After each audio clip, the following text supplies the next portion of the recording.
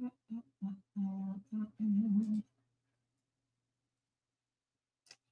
working on this thing all day long, and it don't seem to be doing me no good. There we go. There we go. There we go. There we go.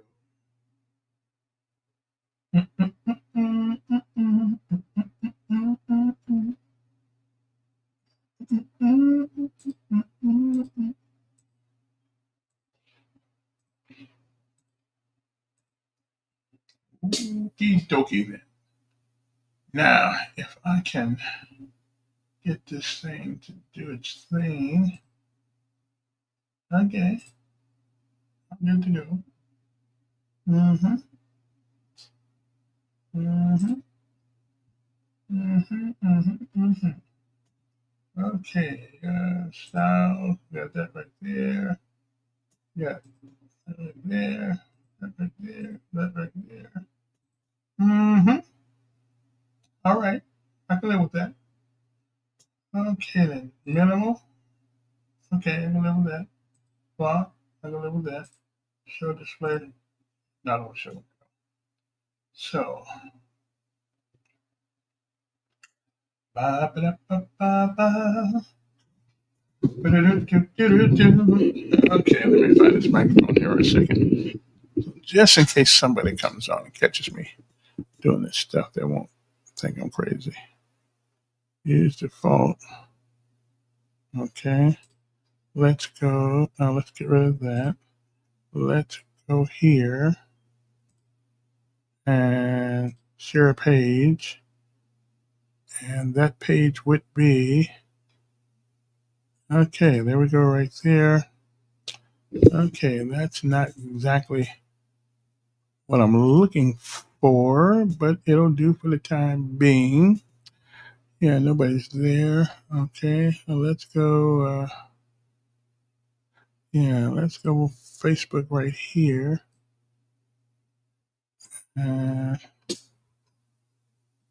Okay, right there. Whoa, that's a lot of beating up somebody right there. Okay, so we go here because I want to play this one more time. I want to play this one more again because this guy absolutely amazes me. Anyway, good evening, everybody. I want to, let me see if this thing works. Because of the, Okay, now. Are you? To be here. Yes, I am. Okay, great, then you belong. But why do I have to prove that to you? Okay.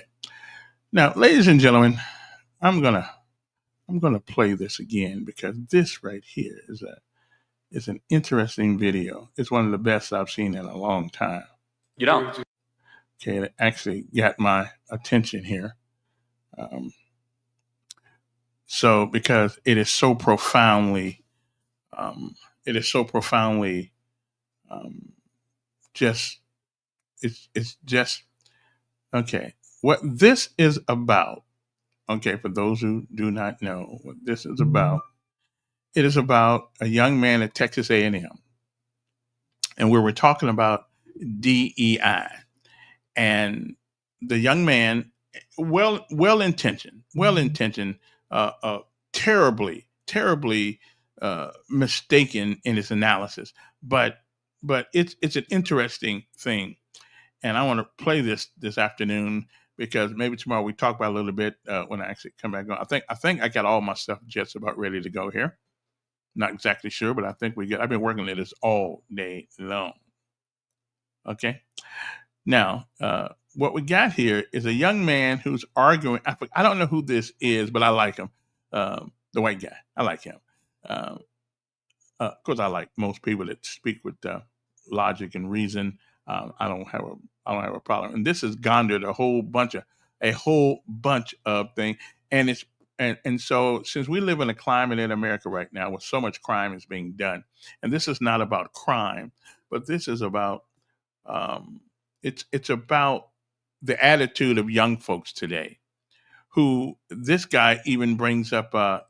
He even brings up Tulsa, Oklahoma, place I doubt if he's ever been, and couldn't find Tulsa, Oklahoma on a map. Now, I ain't mad at him for that. That's fine, because everybody don't. We're not geographically blessed. Some of us are not, and I understand it. So most of us don't know. If I hadn't been educated about where, or had been through there a couple of times, I wouldn't know where it is either. So I'm just saying. But anyway, so this guy right here, he is trying to explain to this young man why he had pretty much has the same basic right. He can do anything that he actually wants to do, but you've got to want to do it and not just talk about doing it. Okay, you just can't. You can't want to do it. Okay, and not let me see, where's this one other one go here? It's somewhere up here. You can't just say I want to do it and don't do anything. Okay, hey, that's me right there. The Ranger Battalion right there. Yeah, that's me. But let's go back down here to this guy right here, and this is the guy right here. Okay, this is the young man right here who wants to argue with a guy because he disagrees. He wants to make excuses for failure. And that's the one thing that we certainly don't need in our lives today is excuses for failure. So he's blaming Tulsa. He's blaming what happened in 1965. And he looked like he was born maybe 2010, 2020. I mean, somewhere around there. He's not very old. And he wants to bring up Tulsa, Oklahoma. So I want you guys just to listen to this and tell me what you think about his analysis of our current life in America. Okay. So let us, hey, Nimrod, good morning, afternoon to you, my good friend, airborne all the way. You might want to stick around and listen to this guy because he is an interesting fella. Never had an excuse he wasn't a friend of. But he seems to think that other people, just because of their color, they either oppressed or they are unable to do things. But here we go. I forgot this guy's name that's talking to him, but this is going to be an education in life. Okay. On what I heard earlier, I feel like you don't think I belong here. Oh, because really? of Why? How I am a black man, and because of I'm not qualified enough. Are you? To be here? Yes, I am. Okay, great. Then you belong. But why do I have to prove that to you? You don't. You brought it up. I didn't. Okay, but can you explain to me your position on DEI? Yes, people should not be in positions just because of the color of their skin. Hard stop. Okay, but do you feel like I'm here because I'm not feeling anything towards you, actually. Okay, I'm not prejudicing you. I'm not stereotyping you. I'm saying it's a material. I'm not saying you are. I'm not saying you are. No, you are. You said I don't feel comfortable being here. You started with. I didn't say I wasn't comfortable being here. I said I feel like you made it to where I got here through DEI. So let's examine that. What have I said that makes you feel that way? When you mentioned how DEI is only just putting people of color and marginalized groups in spaces, even if they're not so and so correct. Qualified. That's exactly what DEI does. But that's not all that it does. You're categorizing it as something it isn't. No, that's exactly that is like that is the charter mission. That's not all. Okay, so diversity, equity. So equity is outcome based. Is about making people who are of different skin colors have the same outcome, regardless whether or not they are qualified. The best example we have of this is the Students for Fair Admission Harvard Supreme Court case, where black students, they could have a SAT score 300 points lesser than the Asian equivalent and still get into Harvard. That is DEI in practice. I believe when you're hiring for an organization or for a company or for whatever you are doing, you should prioritize merit and character, and race should mean nothing. We should build around things that matter and not things that don't matter. Okay, but you have to also take into the fact that black people have only been able to completely legally be able to make profit for themselves for around 60 years. And this is no. Since segregation ended in 1965 and the Equal Rights Act in 1965. So what you're talking, there's not. How did that? So let's talk about you. How did that impact you? How did something that happened 60 years ago impact your life? It impacts me all the time. How? What do you? Okay. You're at Texas A&M. You're doing great. Okay. Yes. Sure, yeah. So aren't you a living example that all that's a bunch of nonsense and you can just act good and, you know, behave well and succeed? But there's also living examples of the exact opposite. If you look in the impoverished neighborhoods in certain parts of Chicago or St. Louis, there's Black communities being thrown aside because they're not getting education. Thrown aside? Okay, yes, so aside. I think we can get somewhere. Why have the Black community gotten poorer since the passage of the Civil Rights Act? Tell me that. Because of the way the culture has been perpetuated through the Hold years. on. Think about it. So they were richer when we were segregated and more racist. America's become less racist. What about Tulsa? Yeah, no one's going to defend what happened in Tulsa again. But let's talk. But we're talking about a lot of different an cities. We're talking about example Chicago, Tulsa. But let's again. This is a very important point. Do you think the fact that 70% of Black youth don't have a dad around is probably pretty important? That's because of the culture. Respectfully allow me to interject. How does the white culture impact the fact whether or not a Black dad stays around when he impregnates a woman? I'm not saying it's the white culture. What is it? The culture that has been perpetuated through the 200 years of slavery, the 100 years of segregation, and Jim Crow laws. The marriage, so I got to interject again. I'm sorry, I don't mean to interrupt too much. But in 1960, before the Civil Rights Act, 20% of Black youth had a dad around. Now it's, 20% were single fathers, 80% had a dad around. It's been inverted. So we actually have seen Black dads run away from their kids the last 60 years. Why is that? Because of the raised incarceration rates, because of the perpetuated culture. So how does one go to jail? That's obvious. I'm not answering that question. Yeah, so maybe it's because they committed crimes. Okay, but when you're forced it's not just this is old, this is in the past, this doesn't affect you anymore. Okay, so actually let's take a different group. How did the Holocaust impact Jews? They're doing pretty well. Well, because they got reparations, we didn't. How? What reparations did the Jews get? Through acknowledgement, through money, through we acknowledge slavery happened.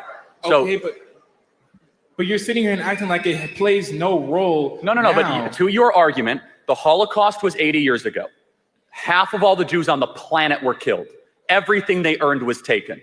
Jews are doing great. If all of a sudden something that happened 80 years ago impacts your material prosperity, how did Jews defy the curve? How did poor Asians do so well? Why is it that Asians are now the wealthiest minority in America, many of whom came with no money in the 1950s or 60s? Because of the culture and opportunities that were provided to them. But you're not hearing me out. Black Americans have had the same opportunities. However, people still look at us like criminals every day. Hold on, but I don't look at you like a criminal. I'm not saying you do. I'm saying some people do. But I mean, do you want me to be brutally honest with you, or do you want me to be politically correct? Brutally honest with you. Okay. Do Black people commit more crimes than white people? It's not even close. Okay. But you have to take into account the culture that has been perpetuated. Okay, got it. So we can agree on this. Do you mean internal Black culture? It's not. It's deeper than that.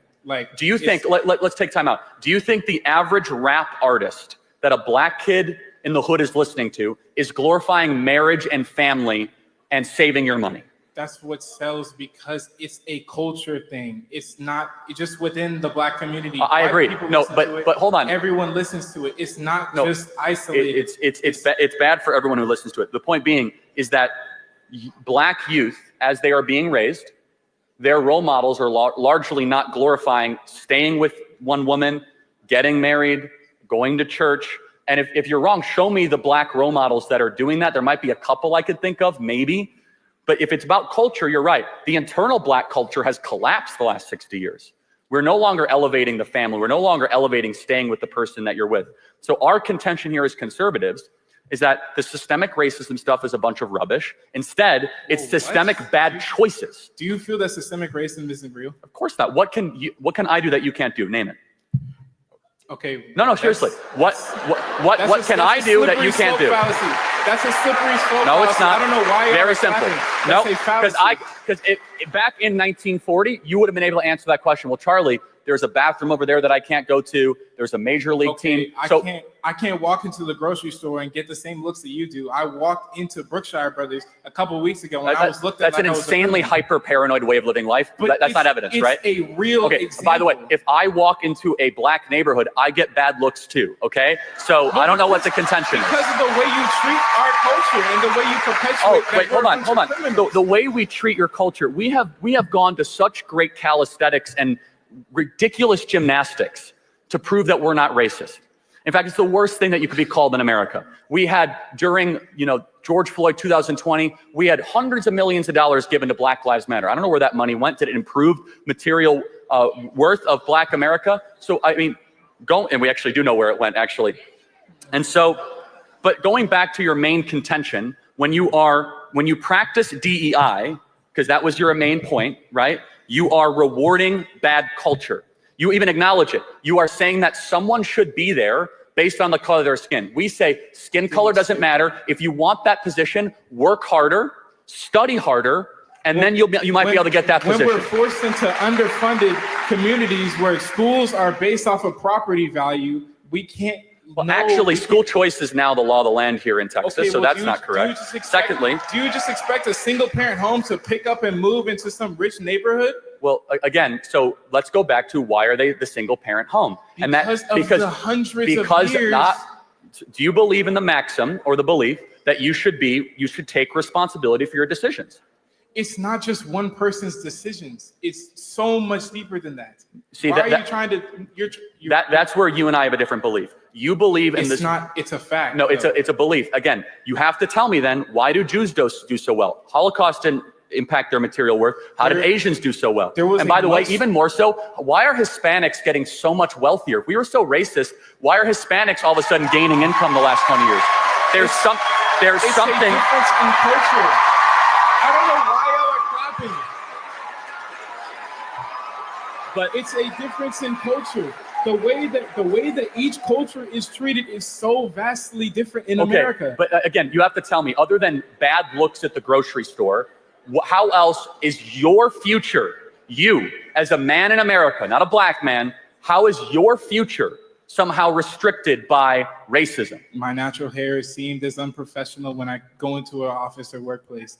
When I walk around in certain places, people just assume, like I've said earlier, the dirty looks. When people think you are automatically the worst of the worst solely because we don't think that. You think you like 10 times because now. You think you know what white people think, and you don't. I don't know what white people think. Then why do you keep on saying you know what white people think? Because I've seen it. I'm not. You've seen our thoughts? I've seen what people have done to me and people who look like me around the world and around in America. How? Again, you are. Let's just make an example. You are here in the wealthiest country ever, yes, at an amazing university with all the opportunity imaginable in front of you. And all you want to do is look backwards at everything that prevented you when you are a glaring example that there is no systemic racism and you can actually achieve your wildest dreams. Whoa, I never said that. Hey, I'm not the only black person who exists out there. There's so many people who this culture is affecting to this day. Do you know black Americans are the richest black people on earth? You cannot find a black majority country or any country where black people have significant representation where they are as wealthy, because even the poorest people in America are in the top 5%, the top 2% of wealth around the world. And so my whole belief is stop acting like you're a victim and start making better choices. Not acting like a victim, whoa. Respect. This is not a victim mentality. No, it fundamentally is, because white people are not out to get you. There is nothing holding black people back. Let me say that again. There is nothing holding black people back. In fact, the opposite. You can get into colleges with lower test scores. But you could say things that white people can't say and not be fired for it. Black people are wildly disrepresentation. People say that to me all the time, and they just walk around like it doesn't mean anything around here. Say what? Say the what? The N-word. I'm not going to say it on this public platform, but people say it to me all the time. It derogatorily. Yes. No, I think you're lying. Why would I be lying about So you're trying to tell me at this campus, did you report it to student services? I'm not. I have too much on my plate to worry about this. So you're going to say at this campus you're going to indict the moral character of Texas A&M. I'm not indicting the moral character. Oh, yes, you are. You're saying that. I'm indicting the moral character of one person or a few people. Oh, well, now it's one. So you heard it all the time, and now it's one. Got it. So it's not. Okay, you're no, but this is the point, is that I don't believe you, because now you resort back to a race hoax to make it seem as if the white kids on this campus are like racist and terrible. Kids. Oh, so was it a black guy that said it to you? I'm not. It matters a lot, because this is how lies are able to grow. Jussie Smollett, we see this. You have to challenge them head on. Do you think I'm lying when I say that people say the N-word around here? And if I think a white person comes up to you derogatorily and says, shut up, N-word, I'm not saying they said it. I said, are they saying it derogatorily? But that doesn't mean it's word for word like that. But okay, so then it's not an insult then. Anytime. So then don't bring it up as if it's evidence of racism. Because you brought the N-word up first. I didn't. No, I didn't. No. You specifically said, name me an instance of the N-word. No, I said black people can say things that white people can't say. Of course that's true. But that's automatically implying that one word. It's more than that. But let me just kind of build this out further. What is it then? There's a lot of things black people can say. Explain it to me. You want me to give you more examples of things? Yes. Black people are allowed to talk about black culture in a way that white culture cannot. For example, black people can go up and say that there's a baby mama problem in black America, and white people are not allowed to say that. Oh, I just did. So what are you gonna do? Cancel me? Black people are allowed to say. Black people are allowed to say. I'm a grown man. I got way too much Black people are allowed to say that there is a systemic fraud issue within the PP loan application in black America. Black people are much easier to be able to say that black individuals, despite being 13% of the American population, commit 55% of the murders. If most white people say that at a job, they would get fired for being a racist. I don't care because I say whatever I want. So black individuals have much more intellectual public freedom than white people do. If a white person were to come up and say, black America really needs to get its act together and stop sleeping around all the time, and it needs to actually have why would you? Because it's true. Because it's true. Just walk up to someone and talk and attack their culture from the outside? Well, hold on. Hold on. Let's look at the evidence. You said to myself, you said there's all these people suffering in Chicago. There's all these people that are terrible. I'm telling you why. It's because there's been bad decisions that have been institutionalized. Let me finish. And rap artists and athletes and people at the top level of black society that refuse to ever challenge the core rot in black America, which is that they are allowing degeneracy and hedonism to eat the soul of what once was a beautiful black culture. And instead they go around saying it's the boogeyman of racism. The white man is out to get you. And the result is black America is doing worse than it was in the 1960s. That is the contention, period. It's not just, it's a culture. It's so much deeper than the present day we are in. I don't know why you're pretending like it just doesn't matter. What doesn't matter? You mean things that happen? Again, I've been through this multiple times.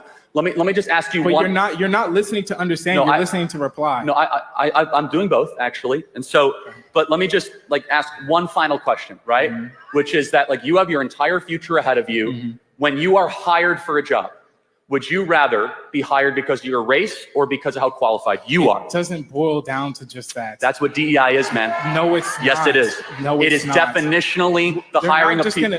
They're not just going to immediately see. You get extra points if you're black with DEI. That's how it works. Racial quotas elevate people based on the color of their skin. So do you think I got extra points to come here? I don't know. You said you were qualified, but affirmative action was institutionalized in Harvard and in Texas and a lot of other places. There is nothing that is preventing black people from prospering. Nothing. The only thing is that you guys have been hypnotized to be victims of your own mind, to think as if there's a white person out to get you. I walk in the grocery store, they look at me differently. All that stuff is complete rubbish. The thing that is preventing life experiences. You're just denying my experience. I just shared to you in front of all these people. If you think that, okay, let me just be very clear. I know America has come really far. If your best example of racism is getting bad looks in a grocery store, we have made incredible racial moral progress. That's only my experience. There are so many other people. But I'm happy to hear every example that they have. It boils down to this. We are not just a racist country. We are the least racist country ever to exist. We go out of our way not to be called the R word, to demonstrate that we aren't racist, to show to people that I have compassion for others and that I want to try to help people of different skin color. But at its fundamental core, I have to go back to this. I don't actually think skin color matters that much. I don't.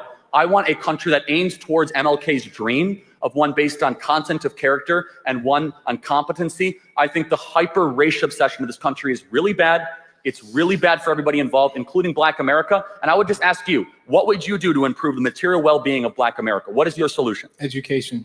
Okay, we've spent trillions of dollars on education. It's not trillions. You need to like fundamentally change the system of education because there's not enough funding. Teachers are not paid enough anywhere. Let's be honest. Like we need to seriously fix our education, especially when public school education comes from property taxes. When you're in a low income neighborhood, you're not gonna get high income teachers. If you had to choose more money for education or more dads for Black kids, what would you say? That goes hand in hand. Education goes into I agree. family That's planning. why if we get more dads into homes, it starts solving the problem. No, education is what solves the problem. Well, hold on, but again, if you're just educating and there's not a dad at home reinforcing it, we've seen this play out. We see this in Chicago. In Baltimore, we've spent hundreds of billions of dollars in Baltimore, Chicago, Detroit. We have entire classes of kids that can't read at grade level. We have incredible examples of this, and it goes back to this. If you want to have a privileged life in America, very simple, start acting a certain way. Our belief system is that you come down to the most foundational family unit. And when that breaks down so severely, don't be shocked if that group, when it acts that way, stays in poverty over a longer period of time. Asians are incredibly loyally married. It's one of the reasons why Asian Americans do so well in this country. Hispanics do very well. White Americans increasingly are not doing as well. They also came here by choice too. My ancestors did not come here by choice, but so we don't have to go again, too far into that. We don't have to go into that. I want to get to the next question. Again, he is not the person. You should be kissing the ground because you're right. You didn't come here by choice. But why are you telling me to? Hold on, I'm telling you right now. You should be kissing the ground with gratitude because you're right. You are not in Africa, and you should be thankful you're not in Africa. That you're in the United States of America. That's my end of the Thank you very much.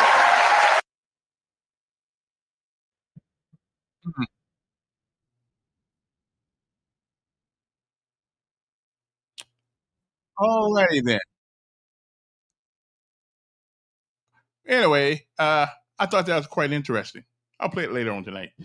This young man is not intellectually equipped to make the argument for all Black folks, especially when his generation is just absolutely dumbfounded.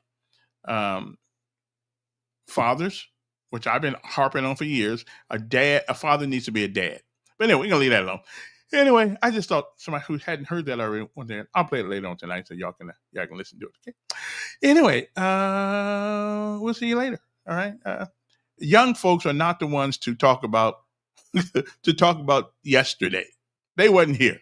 They don't know what the hell happened. All that stuff. They read books and they regurgitate what they read in the book, whether it's right or wrong. Hey, I'm not saying the Black people haven't gone through some things. But everybody's gone through something. There's not one person on God's green earth that has not been done wrong. And there's also not a person on this green earth that hasn't did something wrong to somebody else. Anyway, that's my lesson for the night.